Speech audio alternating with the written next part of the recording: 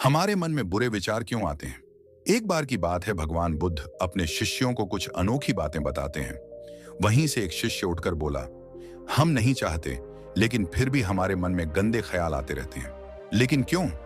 मन हमारा सबसे बड़ा मित्र है और मन ही हमारा सबसे बड़ा शत्रु है। जब हम अपने मन के अनुसार चलते हैं तो मन हमें भटका देता है, और जब हम मन को संतुलित कर लेते हैं तो हमें जीवन में सब कुछ मिल जाता है। हम अपने मन में आने वाले गंदे विचारों को रोकने की कोशिश करते हैं, लेकिन जितना हम रोकते हैं उतने ही अधिक ये विचार हमारे अंदर प्रवेश करते हैं। आप किसी चीज से जितना दूर भागेंगे, वह चीज उतनी ही ज्यादा आपके पास आएगी। इसलिए उस चीज से दूर ना भागें, बल्कि उस पर संतुलन बनाए रखें।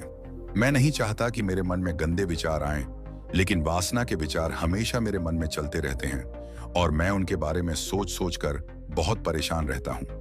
ये सब सोचने में मेरी ऊर्जा और समय बर्बाद होता है, और इन्हीं सब विचारों के कारण मैं कभी कभी शांत नहीं रह पाता और हमेशा महिलाओं को देखकर मोहित हो जाता हूं।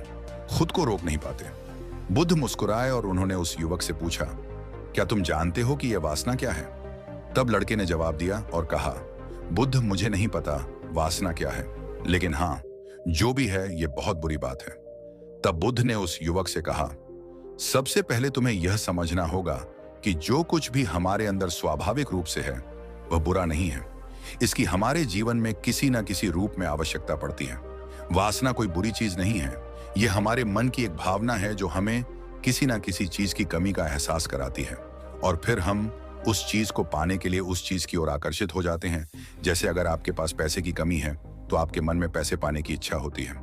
वासना जगेगी। इसका मतलब यह नहीं है कि वासना बुरी है, बल्कि यह हमारे मन की एक तरह की जरूरत का एहसास है, और जब यह जरूरत शारीरिक होती है तो हम इसे काम वासना कहते हैं। युवक ने गौतम बुद्ध से कहा, बुद्ध, मैं वासना का अर्थ तो समझ गया, लेकिन आप ही बताइए कि यह कहां से आती है और कैसे आती है? गौतम बुद्ध ने कहा कि वासना कहीं से नहीं आती, यह हमारे अंदर ही है और इसका होना जरूरी है, तभी मानव जाति का विस्तार होगा। युवक ने कहा, जब यह हमारे अंदर है और जरूरी भी है तो लोग इसे गलत क्यों कहते हैं? बुद्ध ने कहा, यही समस्या है। लोगों ने वासना के बारे में गलत सोच रखी है। वे इसे छुपाने और दबाने की कोशिश करते हैं। वासना गलत नहीं है, लेकिन वासना का गलत तरीके से उपयोग करना गलत है। लोग जो पसंद करते हैं उसके लिए जीना शुरू कर देते हैं और हर समय उसी के बारे में सोचते रहते हैं, लेकिन यह सब गलत है। बुद्ध ने युवक से कहा, क्या तुम्हें पता है कि जानवर भी सेक्स करते हैं? युवक ने उत्तर दिया, हाँ बुद्ध, जानवरों में भी वासना होती है, क्योंकि जानवर भी अपनी पीढ़ी को आगे ले जाएंगे। बुद्ध ने कहा, तो फिर हम जानवरों की वासना को गलत क्यों नहीं कहते? युवक ने कहा, मैं नहीं जानता महात्मा, आप ही बताएं। गौतम बुद्ध ने कहा था कि जानवर अपनी वासना का उपयोग सुख के लिए नहीं करते, वे अपनी वासना का उपयोग केवल संतान प्राप्ति के लिए करते हैं। प्रकृति ने जानवरों को इतनी समझ नहीं दी है कि वे वासना को अपनी खुशी का आधार बना सकें, जबकि मनुष्य अपनी समझ के आधार पर प्रकृति में पाई जाने वाली हर चीज का उपयोग अपनी खुशी के लिए करता है। हम इंसानों ने काम और वासना को अपनी खुशी का जरिया बना लिया है, जबकि प्रकृति ने हमें अपने वंश को आगे बढ़ाने के लिए दिया है, लेकिन मनुष्य ने इसे अपने जीवन का अंतिम लक्ष्य बना लिया है, और वासना को बेलगाम होने देना गलत है। तब गौतम बुद्ध ने कहा, अब जो मैं तुम्हें बताऊंगा उसे सुनो, ध्यान से सुनो। तुम्हें वासना का पूरा खेल समझ में आ जाएगा। तुम्हें तुम्हारे सभी सवालों के जवाब मिल जाएंगे।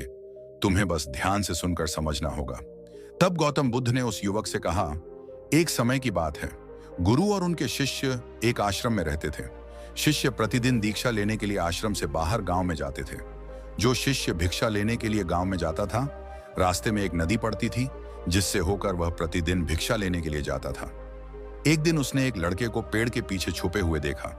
वह लड़के के पास गया और पूछा, भाई, तुम इस पेड़ के पीछे छिपकर क्या देख रहे हो? लड़के ने कहा, अरे, क्या तुम्हें वह नहीं दिख रहा जो मैं देख रहा हूं?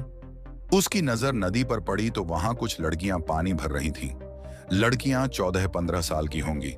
तब शिष्य ने लड़के से कहा, अरे भाई, वहां तो लड़कियां पानी भर रही हैं, इसमें छिपने की क्या बात है? तभी लड़का शिष्य की ओर देखता है और उसे कहता है, अरे मूर्ख, क्या तुम देख नहीं सकते कि मैं क्या कर रहा हूं? वे परियां नदी से पानी कैसे खींच रही हैं? जरा उसके भावों को देखो। उसके कोमल शरीर को देखो, बर्तन उठाते समय उसकी पतली कमर कैसे लचकती है और उसके बाल उसकी कमर पर ऐसे लहरा रहे हैं मानो सुंदरता बिखरी हुई हो। शिष्य फिर से नदी की ओर देखता है और इस बार वह देखता ही रह जाता है। अब तक उसे कुछ भी दिखाई नहीं दे रहा था और वह बिल्कुल निडर था।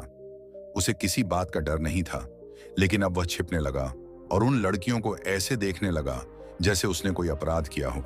और जब वह छिपकर उन लड़कियों को देख रहा था तो वह अंदर से कांपने लगा।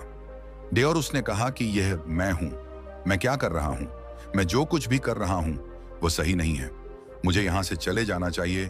और फिर वह जल्दी से चला जाता है। फिर वह आश्रम पहुंचता है। आश्रम में जाकर वह अपने काम में व्यस्त हो गया, लेकिन जो उसने अभी देखा था वह बार बार उसकी आंखों के सामने आ रहा